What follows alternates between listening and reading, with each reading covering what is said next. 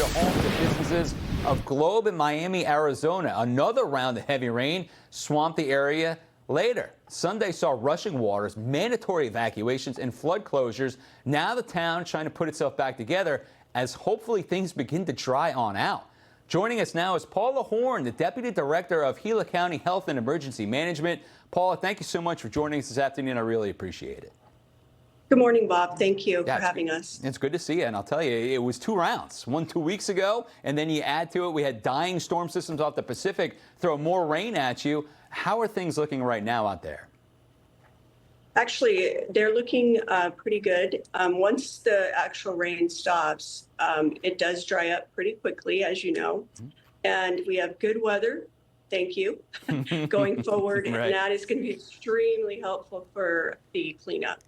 So we, the residents did a great job of cleaning up the first time, but it did stall us, by having to actually stop to prepare for the incoming second event that was coming. So yes, it was quite devastating to have 2 events within 2 weeks.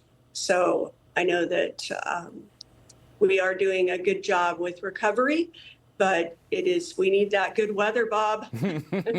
Tried. There's an upper level low that's trying to move out, so you do have a shot of possibly some rain, but not as heavy at this point. We're looking at the video right here. What you're talking about? Yes. Mud. You're talking about very heavy rain. What kind of damage did it do to the area? Well, there was a lot of residue, a lot of mud.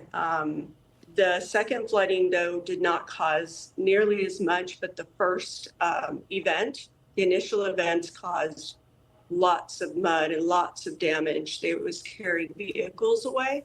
So there was a lot of damage within Miami and Globe, both areas. Wow. The second event actually was worse in a couple of the areas, which, as you said, there were a couple of go status for people to evacuate. Based on making sure people were safe. I mean, that's the first thing, right? Make sure that your people are safe. And so, I mean, everyone has just done a phenomenal job of volunteering. And we've had people from every state coming to help us. We are a small rural area and we don't get rain. We don't get a lot of rain. So we've had some wonderful people come and help us to dig out. It's so great. Of our area. I love that story. The fact that people were actually coming to help you, because you're right, you don't get that kind of rain. And Paula, what was it? Was it just the terrain? Were there any burn scars right there? Or was it just all the heavy rain at once in one spot? All at one time. And that's, they just hit all at one time. And we do have burn scars, but that's not what caused it, and people were just, it came so quickly that it was really hard to prepare for anything.